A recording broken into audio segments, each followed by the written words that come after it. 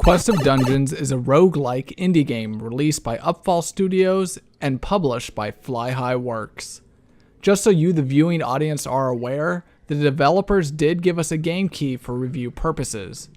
Now that that has been mentioned, let us look at the different aspects of the game and see if Quest of Dungeons is a Nintendeal or a Nintendon't. The story is a very basic one. An evil Dark Lord steals all the light in the world and traps it inside a magical lantern. Then you, as the hero, try and recover the light. The story is something that this game doesn't focus on, and that is totally okay. There's even some comedy thrown in about the story to show that this isn't a key element of the game. For example, your comrades tell you to go on your own and don't help you at all. As a side note, I will say that the humor wasn't suited to my taste, and at times I felt like they were trying a bit too hard to be funny. There was lots of overused jokes, lots of movie quotes that were being used throughout the game.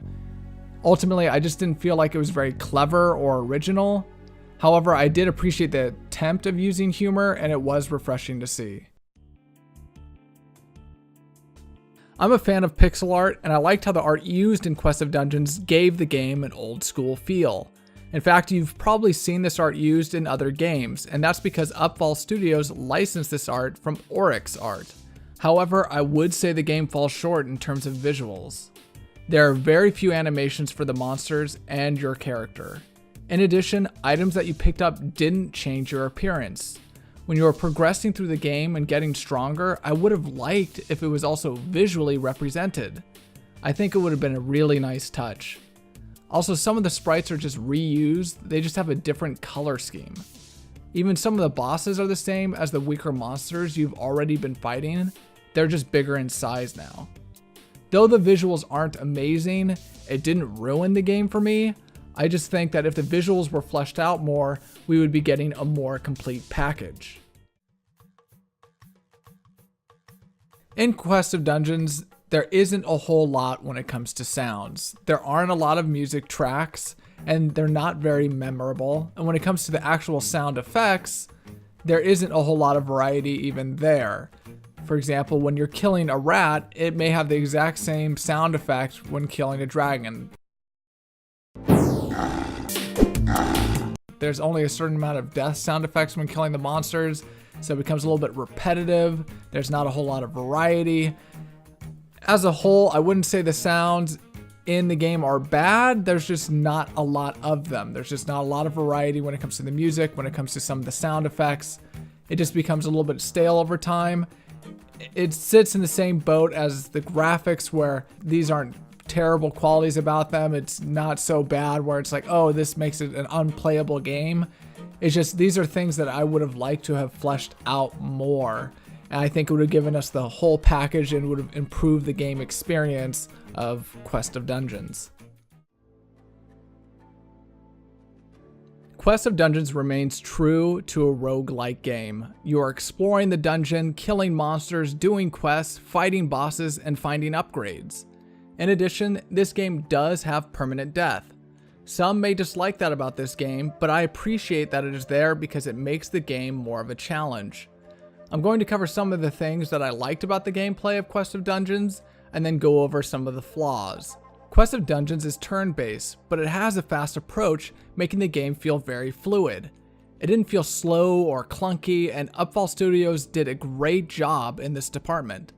The game also has plenty of replay value. At the beginning, you have 4 classes, and when you beat the game, you unlock another class, giving you a total of 5. All of these different classes can give you a different experience each time you try to beat Quest of Dungeons. In addition, the entire game is randomly generated, so monsters, traps, and loot are never in the same place, making sure that the game feels fresh each time you play. Furthermore, Quest of Dungeons has a leaderboard system that also helps with the replayability.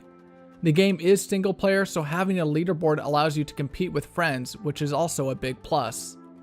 However, there are several things about Quest of Dungeons gameplay that I was not fond of. In the game, you collect different spells. Eventually, you will have an arsenal at your disposal. However, many of the spells you will never really use. When I completed the game on a wizard, I used my fireball ability, which is the one you start with, 90% of the time. The other spells weren't as efficient or just weren't needed. I think some fine-tuning is required here. Since the game is turn-based, when you make a move, time passes. Over time, you will regenerate HP and mana, and refresh the cooldowns on your spells. However, in hard and hell mode, your HP will not regenerate, but your mana still will, just at a lower rate. Now, it is pretty common in roguelike games to have some sort of mechanic like this.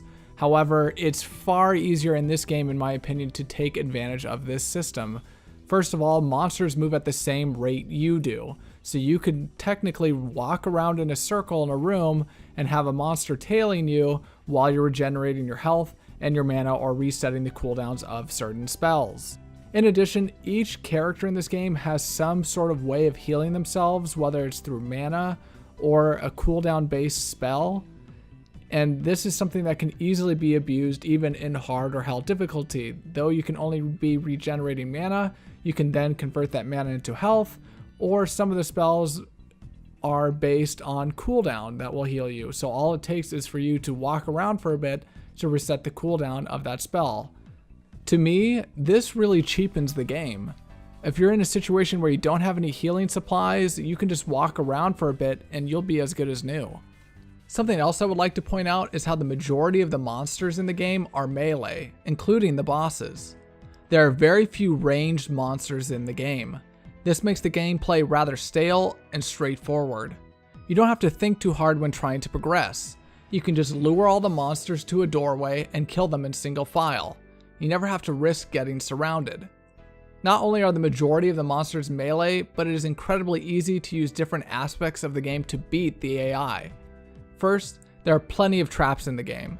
You can aggro the monsters to the traps, and eventually they will make a misstep and walk into the traps, and eventually they will kill themselves. This allows you to conserve your HP and mana and let the traps do the work, making the game far easier than it should be. Now granted, when some bosses walk on these traps, it will break the trap. However, the traps should break even when the weaker monsters step on them. Another cheap trick you can use in this game are the doors. Monsters cannot open or go through doors. If you see a monster that is too difficult for you to fight, then just close the door and walk away.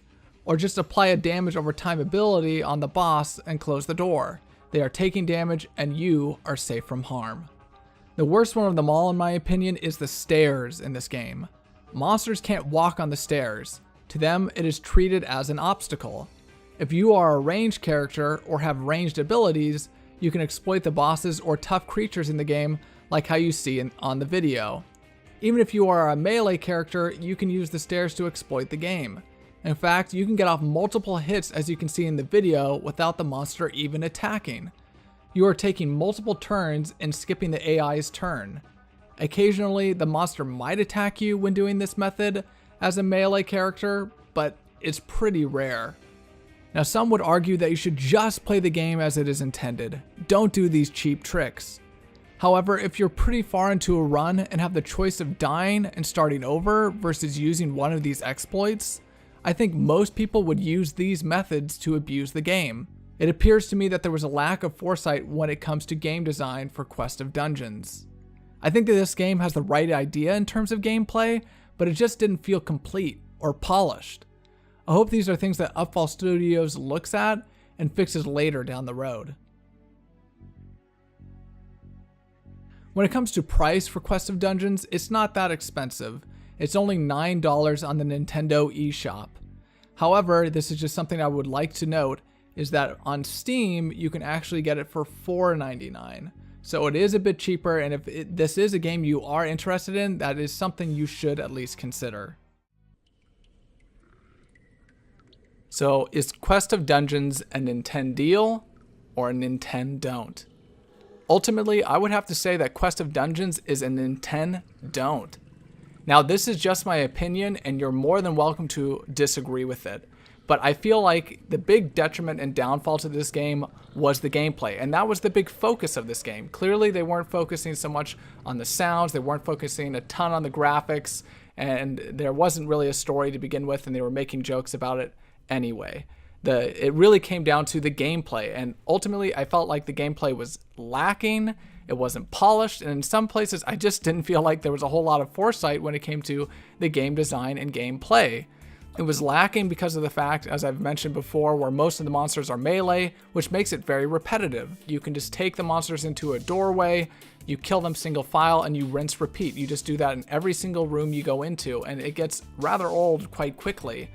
And on top of that, as I mentioned, there were certain things that just they seemed like obvious exploits. Some were minor things and seemed like they were part of the game design, and some just clearly the game was not intended to work that way. For example, the stairs, which I mentioned before, that the game is not intended or designed to work that way, where you can get off 3 hits on the AI without them being able to retaliate. That is not how the game is designed, and it shouldn't work or operate in that way. And for a game like this that came out in 2014, that has now been released on multiple platforms, and it's now 2017, and this has not been fixed yet, it sort of boggles my mind that this has not been addressed. And on top of all of this, as I've already mentioned, the graphics and the sounds just aren't good enough to redeem these negative qualities in terms of gameplay. They weren't spectacular in themselves, and they're not enough to help redeem this game and make it worth a Nintendeal, make it worth your money.